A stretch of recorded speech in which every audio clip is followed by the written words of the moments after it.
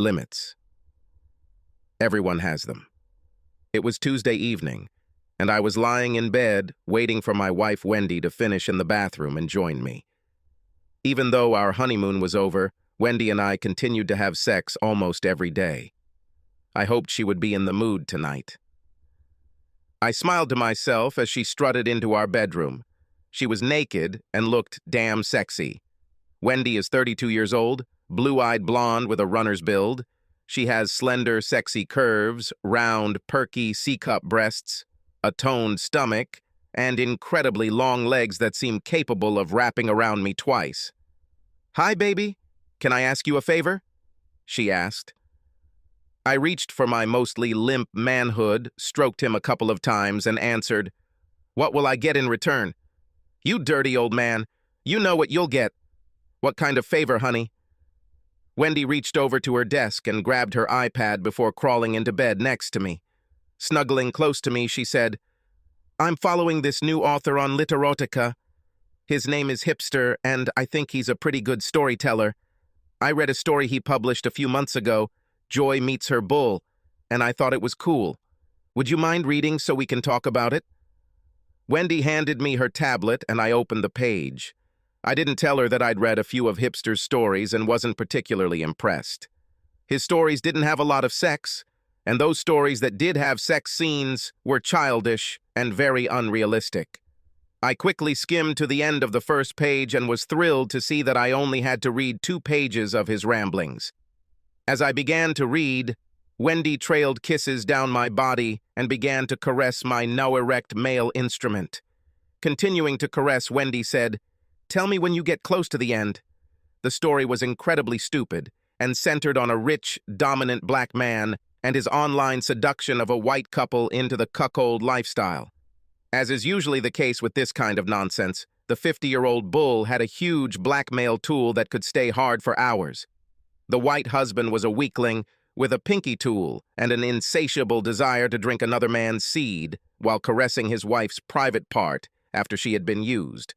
The white wife was a woman with great intelligence combined with sexual innocence and the body of a porn star who wanted to be used like a slut. Under normal circumstances, this kind of story would not have excited me even after a week of fishing with my buddies, but this was not a normal circumstance. In this case, Wendy relentlessly caressed my manhood with her plump red lips. I was hot and horny, and Wendy kept me on the edge of climax. When I noticed that I had a few paragraphs left to go, I said, "I'm going to finish the story." Wendy straddled my body and began to bounce on me while caressing her body with her hands. Instead of reading the whole story, I threw the iPad aside and grabbed Wendy by the waist. Soon, we both reached our climax. Satisfied for now, Wendy collapsed onto my chest. I rolled us over onto our sides, and we cuddled together in post-climax bliss. "Will you do something nasty for me, baby?"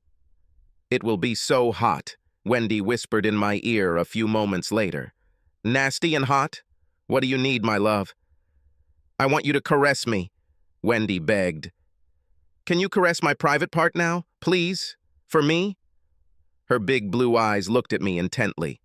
Since our relationship began, we have had wild sex hundreds of times, and before having sex for the second time, we caressed each other's private parts. I didn't mind the taste of the seed as long as it was my seed. "What's the matter, Wendy?" "Don't overdo it, my love," she answered. "Please caress me and make me climax again." "Is this just about you and me, Wendy? Have you fantasized about having sex with some other guy and wanting me to fondle you afterwards?" "No. I promise," she said. "This story has turned me on, and I just want to reach the climax while you do it." For me, the key words were, "I promise." I have never seen Wendy suppress the truth, much less lie to me. I hissed in her ear, "I'm going to caress your slutty little private part until you explode." I did what she asked. Wendy instantly exploded. She arched her lower back and lifted her ass off the mattress and moaned as she climaxed. For the next 30 minutes, I continued to comply with her request. She reached the finish line 2 more times, and then begged, "No more." Wendy looked like a rag doll as I changed positions for the second round. Wendy was right. Today's sex was vicious and hot. I exploded after 10 minutes of hard sex. The next couple of weeks passed. We had our usual sex almost every night. On every third or fourth play date, Wendy would ask me to repeat the recent experience. As a reward for the mind-blowing climaxes she was receiving, I got more opportunities to fuck her where she was sitting. I loved it. One evening, Wendy and I had finished dinner and were cleaning the kitchen. I had just turned on the dishwasher when I noticed she was opening a bottle of wine. She poured 2 glasses, looked at me, and asked, "Can we sit and talk on the patio?" Certainly, went. We walked through the back sliding door onto the patio of our home. We sat across from each other at a table in the backyard. I asked, "What happened?" I noticed that Wendy's upper chest and neck area turned slightly red as she said, "I was thinking about that story written by Hipster, and I've read other stories about cuckolds. They really turned me on." When I didn't answer, Wendy asked, "What do you think?" Last week I read an article about Descent on the Literotica website. The story was about a married woman who cheated on her husband. The neighbor discovered her infidelity and framed the cheating slut. She was blackmailed and spent the weekend being gang-sexed by a group of 20 men on a stag weekend. The story was incredibly well written and got me excited. Just because a story excites us doesn't mean we want it to happen. "Stories like this are disgusting," Wendy said dismissively. I replied, "In real life it was disgusting, but as a fantasy story it was cool." After a short pause, Wendy collected her thoughts and asked, "Have you ever thought about the swinger lifestyle?" "Of course," I answered. "Be more specific." Wendy shrugged and said, "I don't know." "Do you have any fantasies about swingers?" "I suppose so," I agreed. "It would be hot if you dressed up in that sexy black dress, put on some makeup, and went to the cocktail bar alone." I definitely got Wendy's attention as I continued. "You could flirt and maybe even dance with a sexy young girl, pick her up, bring her home, and let me seduce her and have sex while you watch." My wife was clearly unhappy, but I continued. "That's a pretty hot swinger's fantasy, don't you agree?" I asked her. "That's disgusting," was Wendy's immediate response. "This kind of crap doesn't happen. I bet I can find over 100 similar fantasy stories on Literotica. Do you want to argue?" Wendy didn't answer, and we both sat in awkward silence for the next few minutes. Finally, I asked, "What's the matter, Wendy?" When she didn't answer, I asked, "Are you trying to cuckold me? Do you want me to watch other men fuck you?" A full 2 minutes passed before Wendy responded. "This idea excites me like hell," she said. There was a long second of silence before Wendy asked, "Will you do me a favor?" I didn't want to commit myself, so I shrugged. She continued, "Would you consider trying it?" I admit that I was more than a little angry, but I controlled myself. Wanting to clear things up, I asked, "Do you want me to think about watching another man have sex with you?" I let the silent tension build, and when Wendy didn't answer, I finally asked, "Will you do me a favor?" Wendy's eyes narrowed. Assuming she had no choice, she nodded in agreement. "I'll think about being humiliated by a cuckolded sissy if you think about being a 32-year-old divorced slut." "Who the hell is talking about divorce?" was Wendy's immediate response. "Wendy, we both come from divorced families," I explained. "We talked about loyalty before we became exclusive, and again after you accepted my proposal. We swore to be faithful. We took the same vow at our wedding." Wendy's eyes filled with tears as I continued. "You married a single man, but I haven't changed," I said. I stood up and took the last sip of wine from my glass. "What if it's important for me to try playing cuckold on a date?" I heard her words from behind my shoulder. I turned and looked at Wendy for a few seconds before picking up my wine glass and staring at it for a long moment. With a flick of my wrist, I threw the glass into our stone fire pit. It shattered into pieces. "My God!" Wendy screamed. "Your grandmother gave you this glass 2 days before her death. You treasured it." Looking back at Wendy, I told her, "I value a faithful marriage 10,000 times more than a glass of wine. But I will just as easily give it up if you don't keep your promises." It was cold before bed that evening, but over the next few days, everything returned to almost normal. On a Wednesday afternoon a couple of weeks later, My best friend and business partner knocked on my open office door. Ben asked, "Do you have a couple of minutes?" Ben and I met in college. He majored in botany, and I studied landscape architecture and design. After high school, Ben and I bought matching used Ford F-150 pickups and went into business together. I designed and supervised the construction of our facilities, while Bean identified the best plants to decorate my finished project. The first 2 years were difficult and we barely survived. By year 5, we breathed a sigh of relief, and by the 10th anniversary of our partnership, we had a successful small business. Over the years, I met and married Wendy, and Ben married Sherry. We were close as couples, but Wendy and Sherry didn't hit it off right away. Wendy works by the book and is a registered nurse at our local pediatric hospital. Sherry is a free spirit and an herbalist. She also taught dance a couple of nights a week. Ben and I have been thrilled that the girls have become closer friends over the past couple of years. I told Ben, "Yes, give me a second," and pointed to the chair opposite my desk. When I finished calculating the design a few moments later, I looked up and saw that Ben had poured a couple of inches of bourbon into 2 glasses. He walked back towards my desk before turning around. He walked back to the bookshelf and grabbed the bottle of bourbon. He brought 2 glasses and a bottle to my table before plopping down in a chair. "Is everything that bad?" I asked Ed. Ben took a few moments to collect his thoughts and asked me a question. "Are you familiar with the saying, 'Men are from Mars and women are from Venus'?" "I think that was originally the title of the book," I replied. Ben seemed to ignore me and continued. "One of the differences between the sexes is the way they talk about sex," he said. "When men talk about their sex lives to other men, it is very impersonal. We've known each other for almost 15 years, and all you know about my sex life is that I like girls and I like sex. I know just as much about you." Looking at me, he asked, "Do you agree?" I nodded in agreement. "Girls are different. When they talk about sex, they are incredibly detailed. They share all their delicious details. When girls talk about sex, there aren't many secrets." I wasn't sure if I agreed with Ben, but I knew he was trying to say something. "Okay," I said, waiting for him to continue. He took a sip from his glass and then pointed at my glass. I followed suit before he continued. "I need to talk to you about my sex life with Sherry," he said. When Ben took his second sip, I didn't need any encouragement. I drained my glass and moved it to refill it. "Did you know that shortly after we started dating, Sherry introduced me to the swingers lifestyle?" I shook my head, and Ben continued. "For Sherry and me, sex and love were completely different," he said. "We fell in love and committed ourselves to each other, but we attended swap parties and had willed sex with everyone we liked. I know our views on love and sex are unusual, but it worked for us.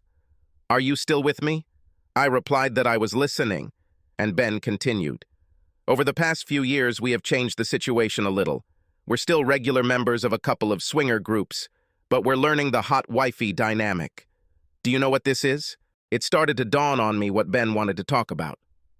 "Yes," I told him. "Sherry dates other guys and has sex with them." "Do you think I screwed up?" Ben asked. "Honestly, I don't care what 2 or 5 or 25 consenting adults do." "I really don't care," I told him. "But you should know that this kind of shit is not for me." Ben nodded in agreement before I even finished. Sherry was talking to Wendy about playing hot wife and cuckold.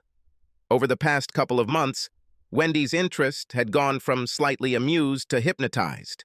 I told Ben about the incident after reading Hipster's story and told him about our fight on the back patio. I ended by saying, "I told Wendy that I would consider the benefits of playing cuckold if she considered the consequences, including divorce." What was her reaction?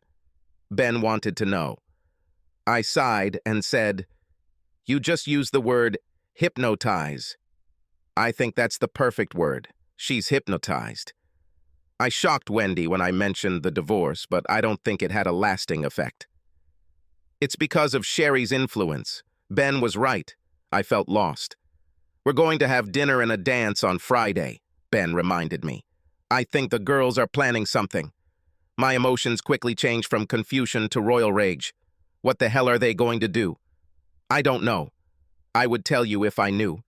It just makes my stomach ache that they're taking steps to get you interested in dating a hot wifey. I'm going to cancel Friday night, I said, anger rising in my voice. This is bullshit. We both took a sip of our bourbon before Ben said he had a proposal. My dead eyes glared at Ben. He shrugged and said, I would consider letting their plan go ahead. Don't put off the inevitable. Let's face it. I considered Ben's offer. It made sense, but not trusting my voice, I nodded. Ben could tell I was overcome with emotion. He told me, you know I'll have your back, isn't it? I squeezed out a half smile and said, yes, thank you. Ben poured me a third drink, stood up and walked towards my office door. Before leaving the office, he raised the bottle and said, that's enough for today. I'll return the bottle to you in the morning. On Friday night, Wendy and I met up with Ben and Sherry at the Twilight Room, an upscale steakhouse. As usual, when the four of us got together, we had a great time. To start, we each drank a cocktail, and with dinner we drank 2 bottles of wine. I noticed that Ben followed my example and hardly drank. The girls shared most of the wine. Dinner was amazing. We each ordered a gourmet dessert and divided it into 4 parts. I was relieved when we were able to finish a wonderful dinner without any negative discussions, but I suspected Ben was right. The girls had a plan, and it was going to happen in the Twilight Room while we danced. Wanting to test my theory, I asked, would anyone mind if we went to Tumbleweeds for some country dancing instead of the Twilight Room? I'm in the mood for a little line dancing. Wendy's face showed a deep concern, far more than a simple change of plan would have justified.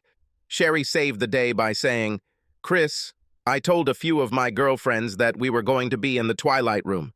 I wouldn't want any of them to come alone and have no one to sit with. I would appreciate it if we could stay in the Twilight Room. As a gentleman, I agreed. Ben caught my eye. He also noticed Wendy's strange behavior.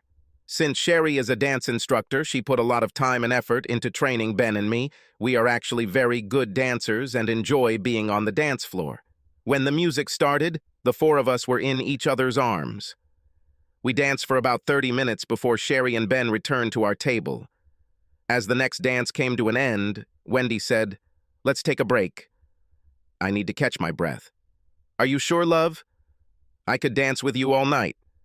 Wendy said, I'm ready to drink my drink. Pulling her close, I said to Wendy, I feel close when we dance.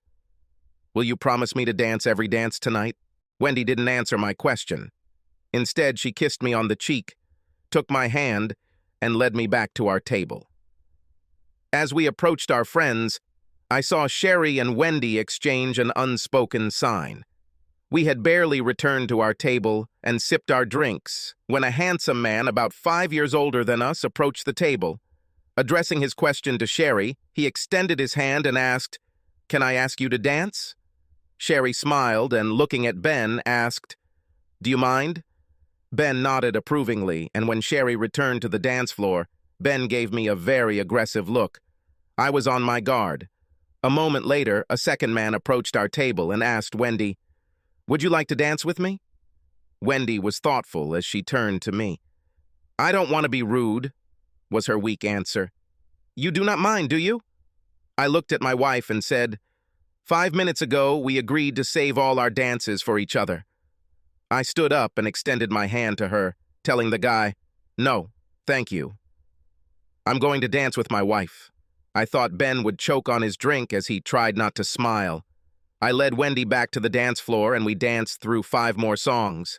I noticed Sherry and Wendy exchange a few disappointed glances. When Wendy insisted we rest, we joined Ben and Sherry. Neither of them looked happy, and I suspected they had exchanged a few angry words. After a short rest, Sherry said, Chris, we haven't danced yet. Let's go too? Wendy nodded approvingly and was shocked when I said, I'm in the mood to spend as much time as I can dancing with my wife. I tapped Ben on the shoulder and said, Take your girlfriend there. We will join you soon. 2 songs later, the man who had danced with Sherry earlier came up to us. He told me, I noticed that your girlfriend is tapping her finger on her leg. Would you mind if I asked her to dance? I told him, My wife is resting. We'll join our friends, I pointed to Ben and Sherry. When she's ready to dance again. Thank you. Sherry and Ben returned to our table after the next dance. Sherry grabbed Wendy's wrist and announced, "We're going to the ladies' room." After they left, I asked Ben, "Do you know these two assholes?" He nodded and said, "I know the one above. He is Sherry's friend." Sex buddy? I wanted to clarify. Yes. Why were you both angry when Wendy and I came back? Ben smiled and told me, Sherry wanted me to get you to dance with her so that asshole could spend his time dancing with Wendy. I was furious and hissed, "What are they trying to achieve?" Sherry convinced Wendy that you would be delighted to watch her dance with other men. This is the first step to dating a hot wife. This is more like the first step towards divorce. That's what I told Sherry, Ben admitted. Listen, I said, looking intently at Ben. They are planning something in the toilet.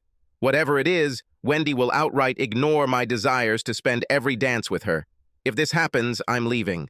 I expect you to give me at least a 20-minute head start before you take Wendy home. Depending on how angry I get, you might have a new roommate for a few days. Just like Ben said, I saw Sherry and Wendy come out of the restroom. When they got to the dance floor, Sherry took Wendy's hand, led her onto the dance floor, and they began to dance together. Ben and I have seen them dance together many times. They were damn sexy. Most nights I would enjoy watching them from my seat, but tonight was not that kind of night. Like sharks smelling blood, the two idiots approached the girls and joined them in a fast dance. They're going to stay there until the next slow dance, right? Frowning, Ben said, That's my guess. I watched 2 more fast dances in which all the participants were talking to each other, keeping a respectful distance. As the next slow dance began, each woman melted into the arms of her partner. I looked at Ben and reminded him that I needed a 20-minute head start. Wendy was wrapped in an intimate dance hug as I stood up, put on my sports jacket, and headed for the door. I never looked back. I intentionally turned off my phone as I pulled out of the parking lot. I was driving fast, but I didn't want to be stopped. I returned home and threw enough clothes for a couple of days into my gym bag. When Wendy and I go on a date, she doesn't take her keys with her. I secured the back door with an extra latch and double-checked our windows. I disabled the garage door opener and manually locked the garage door. I knew Ben and Sherry had a key to our front door. They didn't have a deadbolt key, which we only used when we went on vacation. Once the house was locked, I headed to the Marriott Hotel on the other side of town. I didn't sleep Friday night, but instead of tossing and turning, I made a list of things I needed to do if Wendy and I were going to break up. I didn't want to disturb anyone's sleep on a Saturday morning, so I waited until 10 a.m. to turn on the phone and make a couple of calls. I called 2 close friends who were recently divorced and found out the name of the best divorce lawyer. Luckily, she was open on Saturday mornings, and I was able to get an appointment for Monday at 7 a.m. After making an appointment, I checked my messages and found 14 voicemails and 26 text messages. All were from Wendy or Sherry, except for one from Ben. I'm going to stay in the office until I hear from you. I sent him a reply message. I can be there in 10 minutes. I found Ben in his office. He looked just as bad as I did. Wendy is panicking. That's how it should be. I have a meeting with a divorce lawyer on Monday. Damn it, Ben grumbled. Are you really going to divorce her? I don't know what else to do, Ben. At a minimum, I want to know my options. Ben and I sat for another 2 hours. We talked about the possibility of reconciliation. However, if that happened, I needed a plan to make sure Sherry didn't continue to influence Wendy. Ben agreed to help me and would be my eyes and ears. When he went home, I suggested, You can tell Wendy that we can talk. Tell her she can come to my house after her shift at the hospital on Monday. Then we'll talk. On Sunday, I met a divorced friend on his yacht in Long Island Sound, and he recommended his lawyer to me. We swam all day, and that evening, I treated him to a lobster dinner before heading back to the Marriott. I was in a surprisingly good mood. The next day at 7 a.m., I met with attorney Bev Carr, and she explained my rights in the divorce process. She recommended that I talk to Wendy and try to work things out. I knew it was an option and hoped it would work, but I gave Bev a deposit and asked her to write the divorce petition. I was hoping I wouldn't need it, but I wanted to have it ready just in case. Bev also recommended making an appointment with a local private investigator. Depending on the outcome of our conversation, the private investigator could confirm that Wendy remained within the confines of our consummated marriage. I got to the office only at 11 a.m. As soon as I crossed the threshold, Sherry pounced on me and demanded, "Where the hell have you been?" The frustration that had built up over the weekend exploded, and I took 2 quick steps in her direction. Ben was just as fast. He hugged me tightly and pushed me against the wall. "Don't touch her, Chris. Nothing good will happen if you do this." When I turned around and looked at Ben, I saw that he had my best interests at heart. My buddy really had my back, even when his wife was involved. When Ben and I untangled myself, I growled at Sherry. "Get the fuck out of here. If you don't leave in a minute, I'll call the police." "Chris, I'm just here to help," I exploded. "Fuck you, darling. The only thing you care about is turning my wife into a slut like you." "I'm not a slut, you asshole. Ben and I have an agreement and a completely acceptable relationship." "You do have an agreement. You and Ben both agree that you can be a slut," I said. After a moment of silence, I decided to continue. "Leave me alone, darling," I said. "I need to decide whether I'm going to file for divorce." Sherry was standing in the middle of our office when I turned and left, slamming my office door. It's time to plan. My conversation with Wendy was disappointing. On Monday evening, I returned to the locked house. Wendy arrived exactly at 7 p.m. and burst through the front door screaming, "I'm sorry, I'm sorry, I'm sorry." When she threw herself into my arms and begged, "Please forgive me," I thought that maybe there was a chance that we could undo the damage that had been done. "Let's talk," I suggested, when Wendy loosened her tight hug. Together we walked to the kitchen table. "Have you actually met with a divorce lawyer?" Wendy asked. Nodding slowly, I said to Wendy, "I want to clarify my rights and confirm that the house and business will remain with me, since I purchased them before we got married." "Chris, please." "I don't want to talk about divorce. I promised myself I wouldn't mention it as a possibility, and it ends up being the first thing I ask." She calmed down before asking, "Can I say a few things?" When I nodded in agreement, Wendy said, "I'm ashamed that I allowed these stupid fantasy stories, along with Sherry and Ben's lifestyle, to affect our marriage.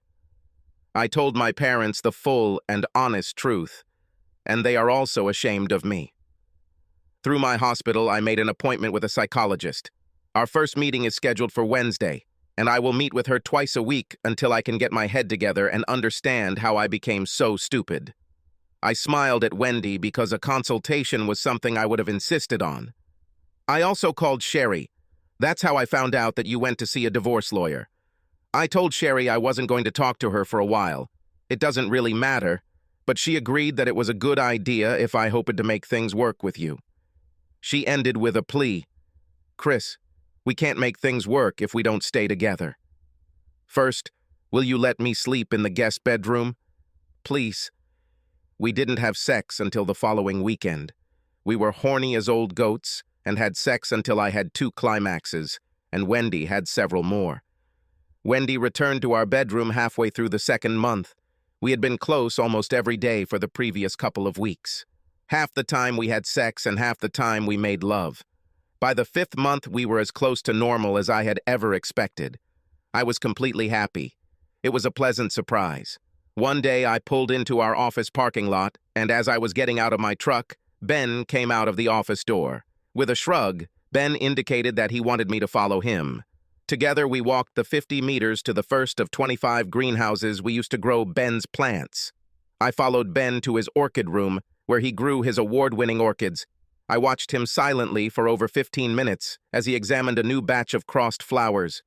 Without looking up from his work, he said, "I canceled our trip to the conference in Orlando." Ben and I were scheduled to attend a 4-day industry conference starting at the end of the week. We rarely went to these events together.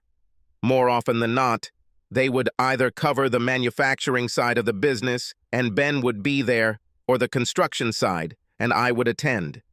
This year it seemed like a good combination, and Ben and I had been talking about the trip for weeks. I had a bad feeling when he continued. Sherry and her last asshole thought I was asleep last night, he said. They were talking about the dinner Sherry is having at my house on Friday while we're gone. Wendy will arrive, and with her the second asshole. I was surprised by my emotions. I was angry, but it wasn't the fierce anger I had been 6 months ago. Instead, I was mostly tired, sick and exhausted. I took out my phone and called Bev Carr, my lawyer. Surprisingly, I was able to talk to her immediately. I was able to confirm that a petition for divorce had been prepared. I told Bev that I would arrange through the process server to have the documents collected in the next few days. Just as I was about to pass out, Ben said, "Let me talk to her." I listened as Ben introduced himself. He told Bev that he wanted to prepare the divorce papers and that he needed them ready by the end of the week. Apparently, Bev agreed and told Ben to come to her office immediately. This week, Wendy worked the 4 p.m. to midnight shift. Staying away from the slut wasn't hard.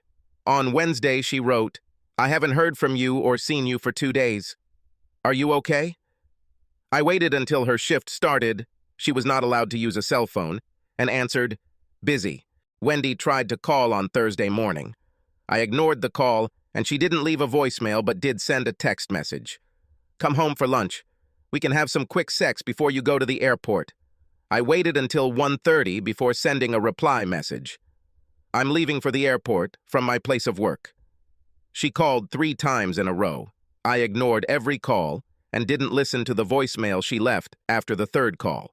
Other than sending her a message saying we had successfully arrived in Florida, which was a lie, I ignored all messages from Wendy. On Friday afternoon, we were sitting at our neighbor Ben's dinner table. The neighbor was away on vacation, but agreed to give Ben access to his home. Ben and I were sitting with our private investigator, Lou. The 4th person at the table was my old friend Larry Baxter. Larry is a sergeant in our local police department, and he agreed to serve the divorce papers. We had a significant advantage when Larry was on our team, since he was 190 centimeters tall and weighed 120 kilograms. He was a giant. We had 2 laptops on the table connected via Wi-Fi 2, audio-visual cameras strategically placed throughout Ben's house. We watched as Wendy arrived at 5:30 p.m. The slut was wearing my favorite blue strappy dress. She couldn't wear a bra with her dress, and I suspected she wasn't wearing panties either. These idiots arrived in different cars, but they coordinated it so that they would arrive at the same time. The first part of the evening was the dinner party. They talked in the living room and drank cocktails and wine. Sherry served a delicious shrimp pasta that I have tried many times over the years. As dinner progressed, the conversation got a little dicey and then dirty. When cherry pie and ice cream arrived for dessert, the conversation turned lewd. At one point, we heard Sherry ask Wendy, "Who would you like to be your partner for tonight?" She replied, "Since I'm only going to do this once, I think Bill, and then John." Sherry clapped her hands, and Bill and John clapped and high-fived each other. When Wendy continued, everyone in both houses was surprised. She said, "And after that, Bill, John, and Sherry are together." Wendy smiled proudly as her new friends continued to cheer. We immediately left the neighbor's house and were entering Ben's house less than 90 seconds later. Ben headed to the dining room first. Sherry was the first to realize what was happening and moaned, "Damn!" The 2 idiots were grinning like idiots until they saw Larry walk into the room wearing a size XXXL police uniform. Wendy's eyes were as round as saucers, and her jaw dropped as Larry approached her. "I'm sorry to have to do this, Wendy, but you're officially served." Wendy's eyes darted between Larry and me as he placed the documents in front of her. Larry tried to continue, but Wendy was confused. Finally, in a loud voice, Larry said, "Wendy!" When Larry got her attention, he continued, "Wendy, there is also a restraining order keeping you away from Chris, his home, and his business. If you come within 150 meters of Chris or the 2 properties, you will be arrested. You understand?" Wendy could barely nod. "As a friend, I would advise you to hire a lawyer." Finally, Larry concluded, "Sherry, you are officially served." Sherry was stunned when the second set of papers was placed in front of her. The court gave Ben 10 days to remove his property from the house. You understand? What the hell is this? Sherry yelled at Ben. Ben just gave Sherry a disdainful look. You are also prohibited from approaching his business closer than 150 meters, Larry continued. When the fireworks ended, I laughed. It was a strange sound, considering the circumstances. When I got everyone's attention, I said to the idiots, pointing at Wendy, "Hey guys, this slut likes to be punched in the place she sits on, and she doesn't need lube." Wendy began to sob hysterically. Larry's booming voice said, "Chris, stop that! Now!" Wendy is quite emotional. Returning his attention to the visitors, he said, "If you'll excuse us, we're leaving. Enjoy the rest of your dinner." An hour after we left, I received a text from Larry. "Wendy left 5 minutes after us," he said. "Looks like Sherry let both idiots stay the night." He also sent me the car registration details of those 2 idiots. A week later, it was a beautiful Tuesday evening when I pulled into the Lesmore Park parking lot. More than 30 softball games were played there. I sat in the stands, watched the game, and got some fresh air. Afterwards, I followed the players to a bar, a local hangout. The team took a table in the back corner next to another group of baseball players and began swapping stories about their athletic accomplishments. I waited 5 minutes and took a sip of local India Pale Ale before approaching the group. "Are you Bill Weston, right?" I asked. "What do you care about?" He wanted to know. I told him, "Your wife just went into premature labor. A neighbor took her to the hospital." Bill grabbed his phone and looked at it. "Deb would leave me a message if she was in labor." "You're full of crap." "I was with her when it happened," I explained. "I helped her get to the neighbor's car." "Do you know how this happened?" Bill asked. I pulled the flash drive out of my front pocket. I showed it to Bill before throwing it to him. I said, "She went into labor when I showed her the video of you having sex with Sherry Wilson. She never made it to the 3rd video. The one you're on, you have Sherry, is paired with her boyfriend, John." I tossed the second flash drive to John Malloy and told him, "Your wife, Jane, wants me to tell you, don't come home. She's going to serve you with divorce papers sometime next week." "You're the cuckold from Sherry's house," John said, finally recognizing me. "I'm not a cuckold. I handed this slut the divorce papers before she let you into the cesspool between her legs. But your actions led to my divorce, just as my actions today will lead to yours." "You bastard," John growled, rising to his feet. Bill stood up too, along with a couple of his other teammates. Before they could start anything, we heard, "Gentlemen, are there any problems?" All 6 or 7 of Larry Baxter's men came up to me. He continued, "I am an off-duty local police sergeant." He looked at me and winked. "It looks like you're not welcome here," he told me. "It's probably better if you leave." I answered, "Yes, sir." And heading towards the exit, I heard Bill shout, "We're not finished, asshole. I'm going to hunt you down and kill you, bastard." The last thing I heard as I left was, "I am placing you under arrest." Another week later, on a beautiful spring Saturday morning, I was sitting in my kitchen, sipping coffee, when the doorbell rang. Wendy stood on the porch with 3 men. "Hi, Chris," Wendy greeted. "Thanks for lifting the restraining order so I can get my things." "Hello." I nodded in response. Wendy extended her hand and tried to hand me a couple of pieces of lined paper.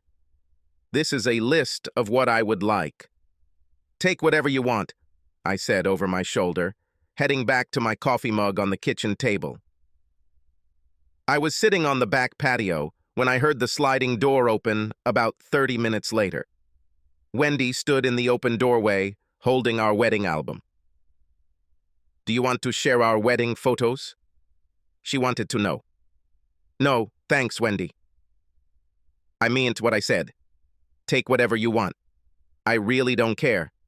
There were tears in her eyes as she turned back into the house. It was around 2:15 p.m. when the door opened again. Wendy brought over a glass of wine and a can of the same local craft beer that was on the table. Placing the glass of wine on the table, She opened a can of beer and poured it into my glass. She asked, "Can we talk for one beer?" Wanting to be an asshole, I took my glass and drank the beer in one gulp. I was stunned by the level of surprise and sadness in Wendy's eyes. When she started sobbing, I said, "Stop crying, Wendy. Can we talk?" I got up and went to the kitchen. After filling the ice bucket, I put the open bottle of Chablis in it, along with 2 more bottles of beer, and returned to the patio. As I sat down, Wendy said, "I've never had sex with them." I sighed and told her, "You've been scheming, lying, and cheating on me ever since you made me read that stupid story. The only reason you didn't have sex is because I caught you." While Wendy took a healthy sip of wine, I asked, "Tell me about seducing Sherry." "Sherry didn't try to seduce me. She didn't just try, she managed to seduce you," I answered. "Besides not making you spread your legs in front of her asshole friends, she seduced you in all other ways." "Chris, I don't want to argue." "I'm not arguing," I objected. "I'm just telling you how I see things. Letting Sherry seduce you was 10 times worse than being seduced by a man." Wendy looked more than a little confused, so she asked, "Will you tell me what you're thinking?" I waited a few seconds and took a long sip of the cool beer. "I would be devastated if you allowed a man to seduce you. I imagined our first flirtation together at work, at the gym, or wherever. Eventually, flirting would turn into attraction, dating, and finally intimacy. It would destroy me and our marriage. But I understand how someone could be seduced into an affair. But that's not what Sherry did," I continued. "Instead, Sherry convinced you that sex with any man would have a positive effect on our marriage." When Wendy tried to interrupt me, I waved her off. "Don't start, Wendy," I said. "I'm not saying Sherry was going to set you up with an 80-year-old man, but there was nothing special about the 2 idiots she invited to dinner. They were nobody. Sherry convinced you to give up your marriage for 2 strong man tools." Wendy stared at the tabletop for a long moment before reluctantly admitting that my thoughts were correct. "Everything sounded so exciting coming from Sherry," Wendy said. "She talked about the anticipation of swingers' parties and all the crazy things she was exposed to, too. Sherry admitted that she liked dating the hot wife even more. She felt empowered as she went to the bar with Ben, flirting and dancing with the men while he watched, and finally choosing her date for the night." "That's what I'm getting at, Wendy. Sherry went to those bars and picked up a man she didn't know," I said. "On those dates, every man was better than Ben. This is fucking disgusting, just like your date at dinner at Sherry's house." After a short pause, Wendy asked, "Why is Ben divorcing Sherry?" "For much the same reason I'm divorcing you. He no longer trusts or respects her. She deliberately ruined the marriage of his best friend and business partner, and he doesn't want to be married to such a vile person." We both paused for a moment and thought about our predicament. "I know that I was completely unfair to you. You've been warning me since the first night you read that stupid story. But Ben is unfair to Sherry. They had an agreement." I shrugged and told Wendy, "They did have an agreement, but it didn't include ruining my life. What Sherry did was beyond the scope of their agreement. Also, I don't think Ben was very happy in the cuckold relationship." "Did he tell you this?" Wendy wanted to know. I admitted, "No. But can you imagine a man getting sexual satisfaction from watching his wife have sex with another man? I can't." After another short pause, I asked, "I thought everything was going back to normal when you started going to the therapist. What's happened?"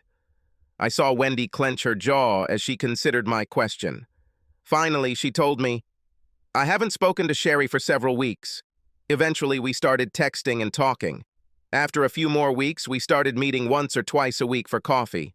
When I didn't answer, she continued. One afternoon, she walked into the cafe and was beaming. I asked her if she had just been to the gym. Sherry told me in great detail that she spent the day with 3 college guys.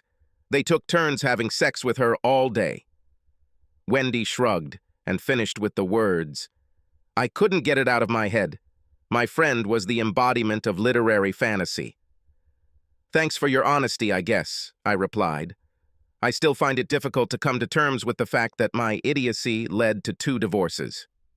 2? I laughed pretty hard. What's so funny? Wendy wanted to know. Your idiocy led to 7 divorces. How the hell did you figure that out? Wendy asked. You and me. I raised one finger. Ben and Sherry. I raised a second finger. After you left Sherry's party, she took those 2 idiots to her bedroom. Ben set up the camera. I took the video to their wives. Both filed for divorce. I raised my third and ring fingers. Wendy's eyes widened when I admitted that there were cameras in Sherry's bedroom. She asked, "Do you have a video of—" A sudden sob did not let her finish. "Do I have a video of the gangbang last Sunday afternoon?" "Yes, I have. 3 out of 5 guys were married. I shared a video of their 3 very unhappy wives. They are all in the process of filing for divorce. You caused 7 divorces, Wendy." I stood up from the table on the patio and walked out without looking back. I walked through the patio door, locked it behind me, and drew the curtains on the door. 8 years later, it was only 9:30 p.m. After the men helped clean up the backyard and the women helped around the house, about 50 guests left after a very festive day celebrating Ben's 40th birthday. Our wives were curled up on the living room couch, relaxing. They've been there for the last hour. Ben and I were together on the back patio. We sat by his fireplace and sipped a very expensive bourbon that someone had given Ben as a gift. "Remember when you told me that men are not supposed to talk in detail about their sex lives?" I asked. Ben chuckled and said, "Perhaps I will remember part of this conversation." I asked, "Are you and Abby?" The rest was left unsaid. Ben was already smiling and shaking his head. "We are faithful to each other and monogamous." I raised a toast to my friend and said, "I'm glad." We stared at the fire for a few minutes before Ben admitted, "I've come to the conclusion that there's not much love in a relationship like this." When we heard the patio door open, Ben and I turned to see his 8-month pregnant wife, Abby, leading his 3-year-old son out the door. They were followed by my 7-month pregnant wife, Brittany.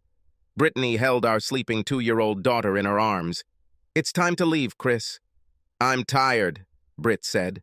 Ben and I smiled as we turned to each other. He raised his glass and made a toast to 2 happy old farts. Subscribe to our channel so that your second chaff doesn't cheat on you, and go ahead and listen to the next story, because this story is nothing compared to the next one. If you're under 18, don't even think about listening to the next one. Listening to the next one. Listening to the next one. Listening to the next one. Listening to the next one. Listening to the next